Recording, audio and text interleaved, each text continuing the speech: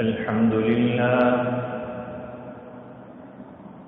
حمدا كثيرا كما أمر،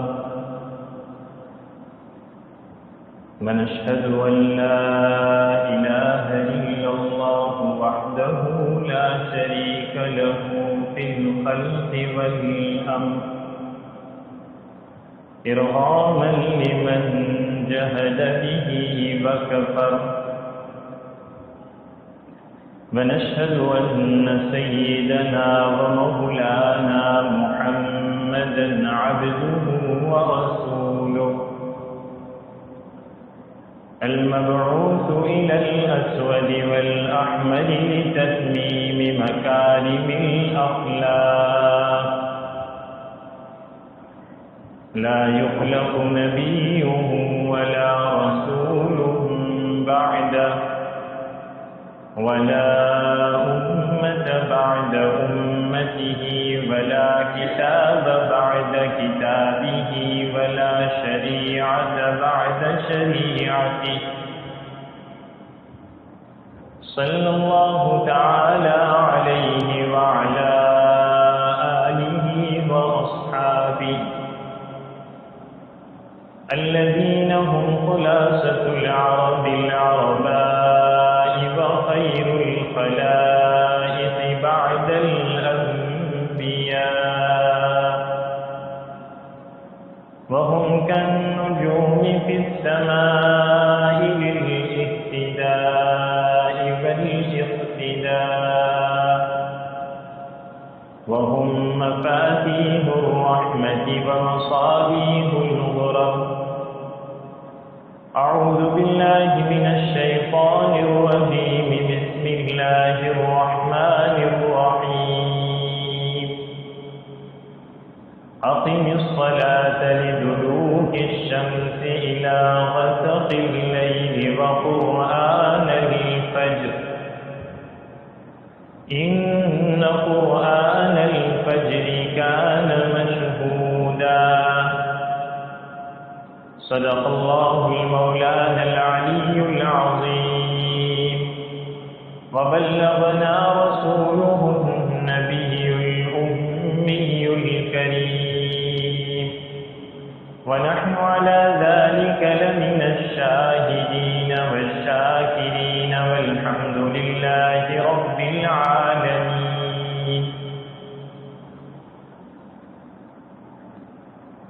بزرگ اور دوستو، گزشتہ جمعہ سے پیوستہ میں نماز کے اوقات کے متعلق چند باتیں آپ حضرات کے سامنے عرض کی،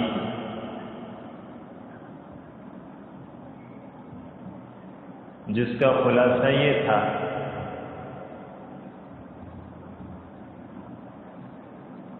کہ اللہ تبارک و تعالی نے نماز کے اوقات کی جو تعیین فرمائی ہے، اس تعیین میں بہت سی مصلحتیں ہیں،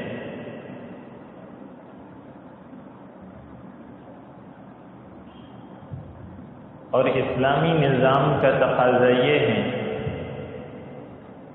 کہ فجر کی نماز کے بعد مسلمان اپنے کاروبار میں، اپنی دکانوں میں، اپنی تجارت میں لگ جائے، اور جو بڑے کام ہیں، جو زیادہ وقت چاہتے ہیں، ان کاموں کو فجر کے بعد سے لے کر ظہر تک میں نمٹا دیں۔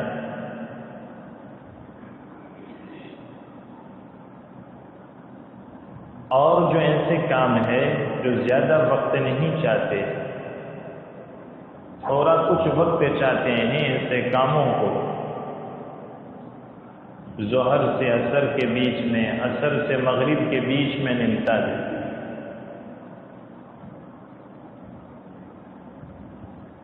اور عشاء کی نماز جلدی ادا کر کے سو جائے، تاکہ فجر کی نماز جماعت کے ساتھ مل جائے۔ اور اگر جلدی سونے کا اہتمام کریں گے تو تہجد کی توفیق بھی مل جائے۔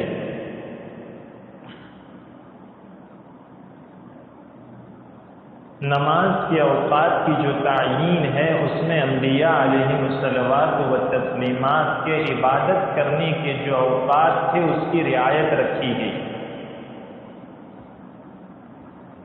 اور وہ 4 وقت ہیں۔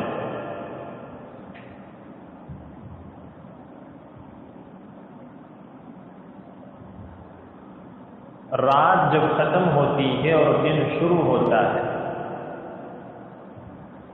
تو رات کے اختتام پر اور دن کے شروع پر انبیاء علیہم الصلوات و تسلیمات اللہ تبارک و تعالیٰ کی عبادت کیا کرتے ہیں۔ دن جب ختم ہوتا ہے اور رات شروع ہوتی ہے تو دن کے اختتام پر اور رات کی ابتدا پر انبیاء علیہم الصلوات و تسلیمات اللہ تبارک و تعالیٰ کی عبادت کیا کرتے ہیں۔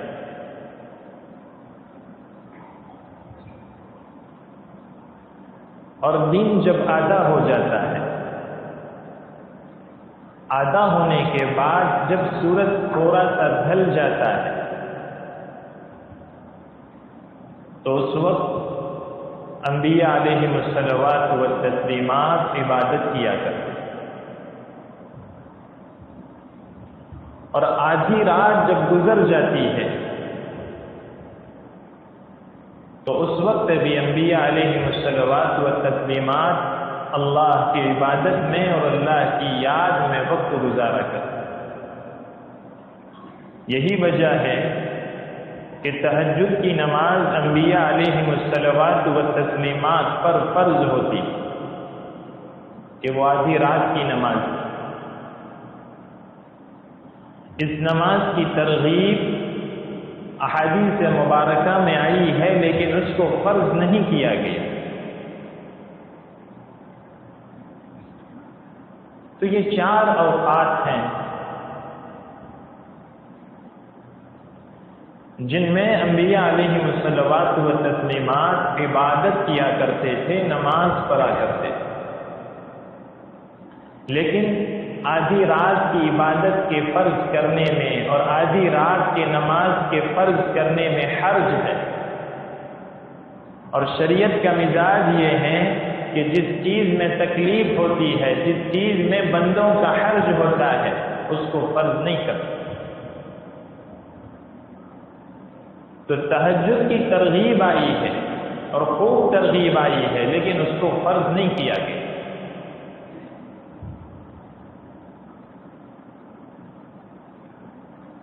وقت رات اور دن کو کہتے ہیں۔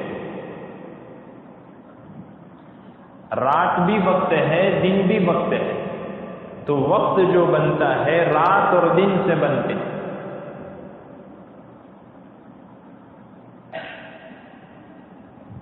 اور عام ملکوں میں، عام طور پر ملکوں میں 12 گھنٹے کی رات اور 12 گھنٹے کا دن ہوتا ہے۔ کچھ کمی زیادتی ہو سکتی ہے، اور عام طور پر لوگوں کا مزاج یہ ہوتا ہے کہ وہ صبح سویرے جلدی اٹھ جاتے ہیں اور رات کے چھا جانے پر سو جاتے ہیں۔ تو شریعت نے عام لوگوں کے مزاج کی رعایت کرتے ہوئے اور ان کے طور طریقے کی رعایت کرتے ہوئے اور عام طور پر جو ملکوں میں 12 گھنٹے کی رات اور 12 گھنٹے کا دن ہوتا ہے اس کی رعایت کرتے ہوئے نماز کے اوقات کی تعیین فرمائی ہے۔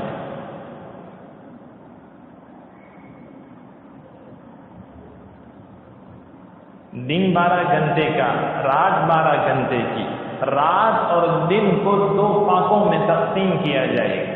پاک تربوز ہو یا خربوزہ ہو تو اس کو بیچ میں سے کاٹا جائے تو کہا جائے گا کہ یہ اس کی 2 فاقے ہیں.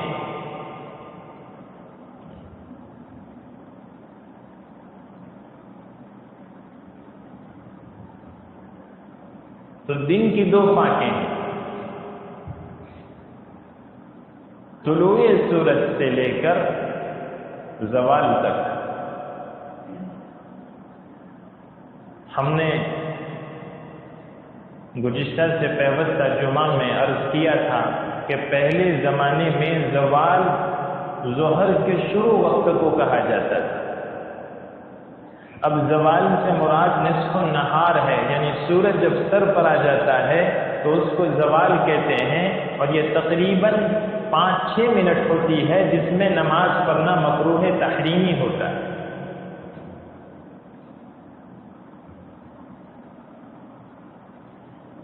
تو دن کی پہلی پانک سورج کے طلوع ہونے سے لے کر سورج کے سر پر آ جانے تک،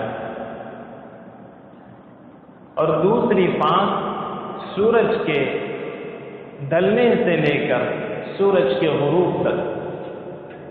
یہ رات کی 2 پانکیں ہیں، دن کی 2 پانکیں اور رات کی بھی 2 پانکیں. سورج کے غروب ہونے سے لے کر آدھی رات تک اور آدھی رات سے لے کر سورج کے طلوع ہونے تک. اللہ تبارک و تعالی قرآن کریم میں ارشاد فرماتے ہیں اقیم الصلاۃ لدلوک الشمس الی غسق اللیل. نماز کو قائم کر دلوک شمس سے لے کر، یعنی سورج کے ڈھلنے سے لے کر رات کے چھا جانے تک. غسق جب اندھیرا خوب پھیل جائے تو اس کو غسق کہا جاتا ہے. چنانچہ نماز کا جو وقت شروع ہوتا ہے یہ دلوک شمس سے یعنی زوال سے شروع ہوتا ہے اور رات کے چھا جانے تک وقت ہے.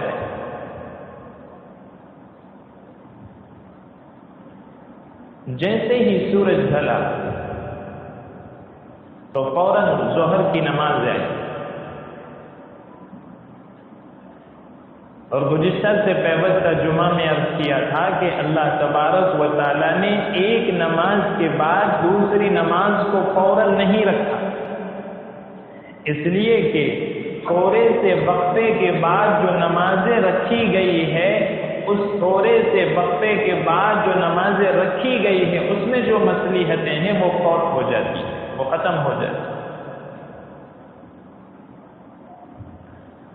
اس لیے نمازوں کو تھوڑے تھوڑے وقفے کے بعد رکھا ہے.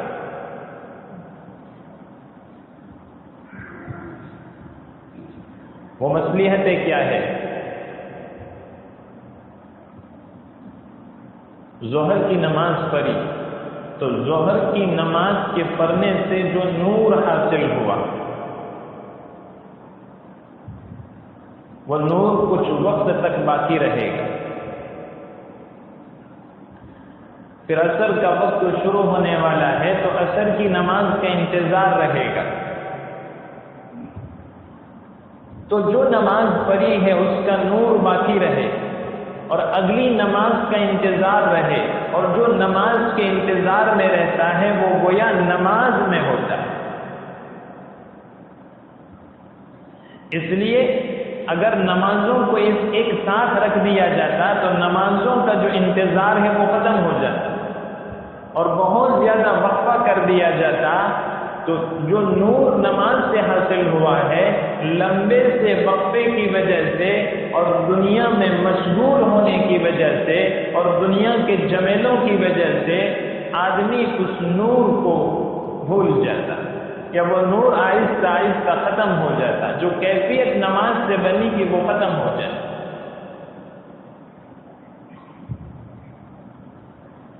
اس لیے نمازوں کو وقفے وقفے سے رکھا ہے.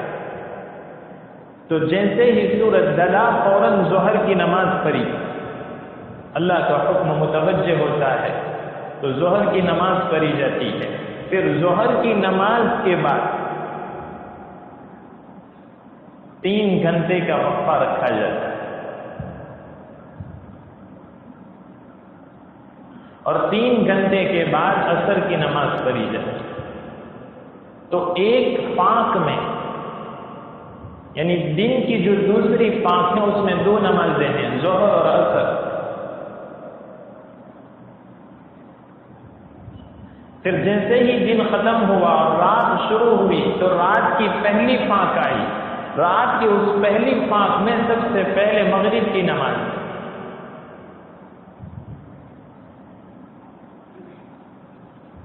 اور حدیث میں آتا ہے نبی کریم صلی اللہ علیہ وسلم نے ارشاد فرمایا کہ اگر مشقت نہ ہوتی اور حرج نہ ہوتا تو میں عشاء کی نماز کو تاخیر سے ادا کرتا. تو عشاء کی نماز اصل میں تو جو ہے دیر سے پڑھنی ہے، لیکن اس میں بندوں کا حرج ہے، بندوں پر مشقت ہے، اس لیے عشاء کی نماز کو مغرب کی نماز کے بعد کچھ وقفے کے بعد پڑھ لیا جاتا ہے تاکہ رات میں بندے آرام کر سکے اور ان کی نیند مکمل ہو سکے. تو رات کی جو پہلی پاک ہے اس پہلی پاک میں بھی 2 نمازیں ہیں، مغرب اور عشاء.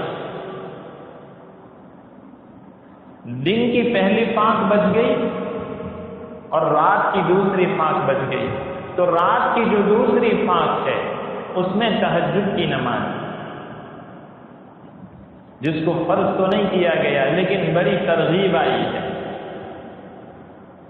اور اس کے فرض کرنے میں بندوں پر مشقت تھی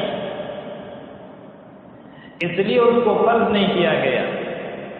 اور رات کی دوسری پاک کے اخیر میں فجر کی نماز. اب قرآن کریم کی آیت سمجھیے، اقیم الصلاۃ لدلوک الشمس الی غسق اللیل. نماز کو قائم کر سورج کے ڈھلنے سے لے کر رات کے چھا جانے تک. 4 نمازیں اس میں بیان فرمائی، ظہر، عصر، مغرب اور عشاء. جب رات چھا جاتی ہے اور ستاروں کے جال بچھ جاتے ہیں اور شفق ابیض غائب ہو جاتا ہے تو عشاء کی نماز کا وقت شروع ہو جاتا ہے.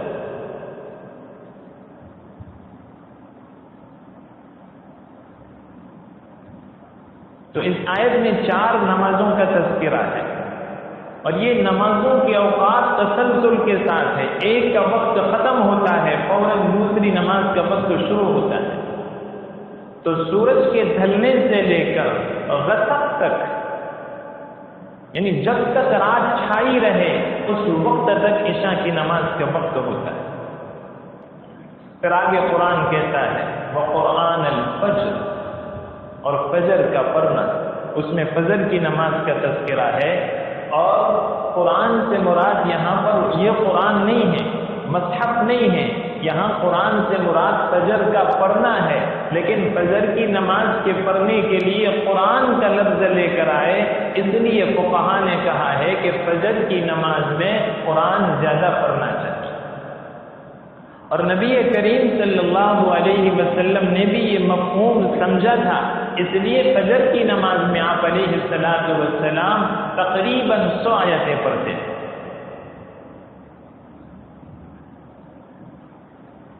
پھر فرمایا ان قرآن الفجر کان مشہودا. فجر کا پڑھنا فرشتوں کے روبرو ہوتا ہے. یعنی فجر کی نماز میں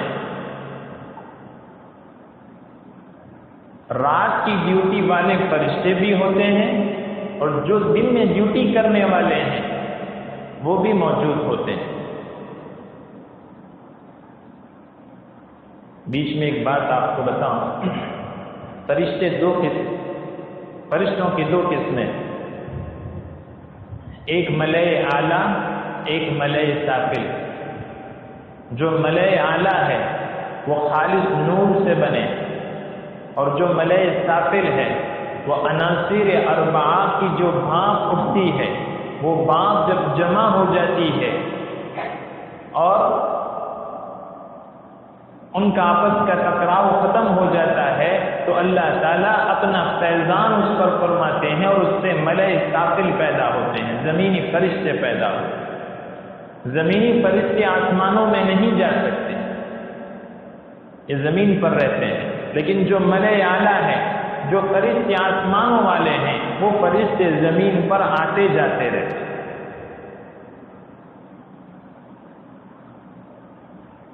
تو فجر کی نماز میں دن کی ڈیوٹی والے بھی ہوتے ہیں اور جن کی رات کی ڈیوٹی ختم ہوئی وہ بھی موجود ہوتے ہیں، تو فجر کی نماز فرشتوں کے روبرو ہوتی ہے۔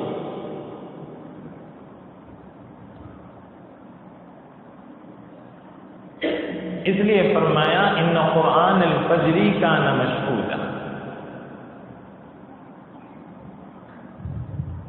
تو جو رات کی دوسری پاک تھی اس میں بھی دو نمازیں ہو گئی، پہلی تہجد کی نماز، دوسری فجر کی نماز۔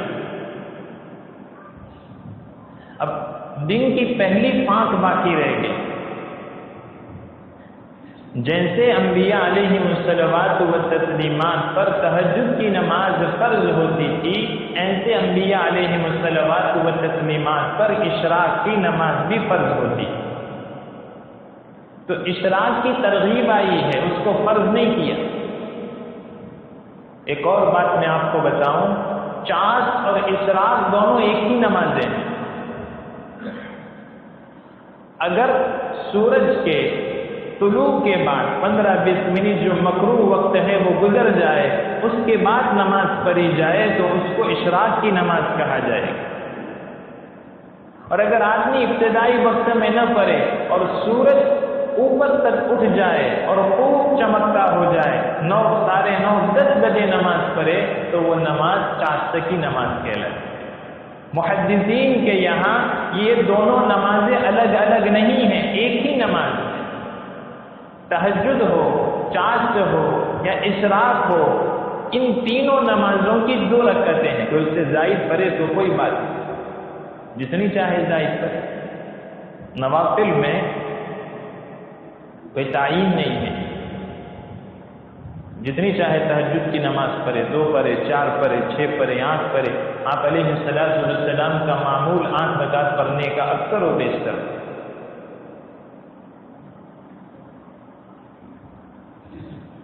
تو دن کی جو پہلی پانچ ہے، اس پہلی پانچ میں اشراق کی نماز کو رکھا ہے، جس کو تم چاشت بھی کہہ سکتے ہو، لیکن اس کو فرض نہیں کیا، اور دوسری پانچ کو باقی رکھا، اس لیے کہ وَجَعَلْنَا النَّهَارَ مَعَاشًا، دن کو ہم نے ذریعہ معاش بنایا ہے، اور انسان کے ساتھ مادی ضرورتیں لگی ہوئی ہیں۔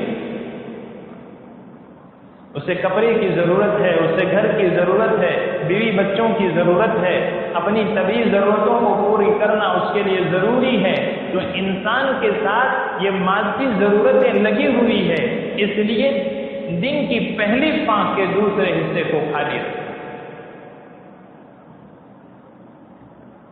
کہ اس میں وہ اپنی ضرورتوں کو پوری کرے۔ اب وقت 3 قسموں پر ہے۔ پہلا وقت وقت مختار ہے، یعنی کس نماز کے لیے کون سا وقت پسند کیا گیا۔ تو ظہر کے لیے طلوع شمس یعنی سورج کے ڈھلنے سے لے کر حنفیہ کے یہاں 2 مثل تک ہے۔ جب سورج سر کے اوپر ہوتا ہے اس وقت اگر لکڑی یا کسی چیز کو زمین پر سیدھا گھاڑ دیا جائے تو اس وقت جو سایہ ہوگا اس سائے کو سائے اصلی کہتے ہیں۔ اس سائے کو چھوڑ کر جو چیز گاڑی ہے اس کا سایہ اس سے 2 گنا ہو جائے، اس وقت تک حنفیہ کے یہاں ظہر کا وقت رہتا ہے۔ لیکن حنفیہ یوں کہتے ہیں کہ مثل اول ختم ہونے سے پہلے پڑھ لینا بہتر ہے، مستحب ہے۔ اور اس میں اصل 2 روایتیں ہیں۔ ایک روایت جبریل علیہ السلام نے نبی کریم صلی اللہ علیہ وسلم کو 2 دن تک نماز پڑھائی، پہلے دن آپ نے اول وقت میں نماز پڑھائی اور دوسرے دن آخری وقت میں نماز پڑھائی، یعنی ہر نماز کا اول پہلے دن میں اور ہر نماز کا آخر دوسرے دن میں جبریل علیہ السلام نے جو ہے ان اوقات میں نماز پڑھائی۔ اور دوسری روایت حضرت بریدہ رضی اللہ عنہ کی ہے، ایک شخص نے نبی کریم صلی اللہ علیہ وسلم سے سوال کیا کہ اللہ کے نبی، نمازوں کے اوقات ہمیں بتائیے، کون سا وقت کب شروع ہوتا ہے کب ختم ہوتا ہے؟ تو آپ علیہ السلام نے اس شخص کو 2 دن اپنے پاس رکھا، پہلے دن اول وقت میں آپ نے نماز پڑھائی اور دوسرے دن آخری وقت میں آپ نے نماز پڑھائی۔ بات اب سمجھنے کی، دونوں روایتیں اگر واضح ہو تو کوئی حرج نہیں، لیکن اگر دونوں میں سے کسی ایک روایت میں مبہم ہو، ابہام ہو، تو جو واضح روایت ہوگی اس کو لیا جائے گا۔ اور ایک قاعدہ یہ بھی ہے کہ جو حدیث آخری ہوتی ہے وہ قول فیصل ہوتی ہے، تو آخری حدیث کو لیا جائے گا۔ حدیث جبریل مکہ میں جبریل علیہ السلام نے جب نماز فرض ہوئی تب جو ہے نماز پڑھائی تھی 2 دن تک، اول وقت میں اور آخری وقت میں۔ اور حدیث بریدہ مدینہ کی روایت ہے، لہذا حدیث بریدہ کو لیا جائے گا۔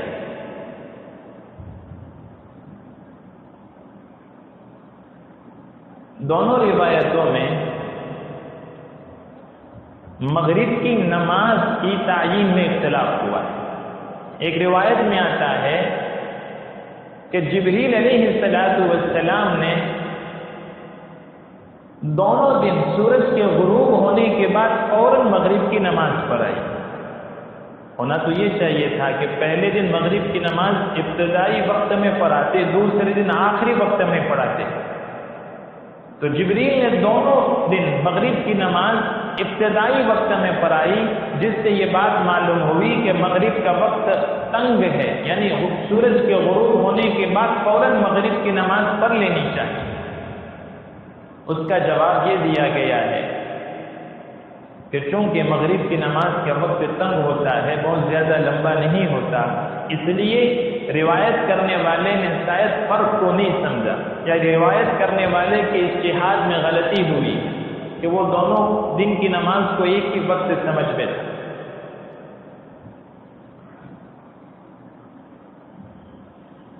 اور ظہر کی نماز کے آخر میں جو اختلاف ہوا ہے اس کی وجہ یہ ہے کہ ابتدا میں عصر کی نماز 2 مثل کے ختم پر جبریل امین نے دوسرے دن یعنی عصر کی نماز کی آخری وقت کی تعیین میں 2 مثل پر عصر کی نماز پڑھائی، پھر بعد میں جو ہے ظہر کے وقت عصر کے وقت کو کشادہ کر دیا گیا۔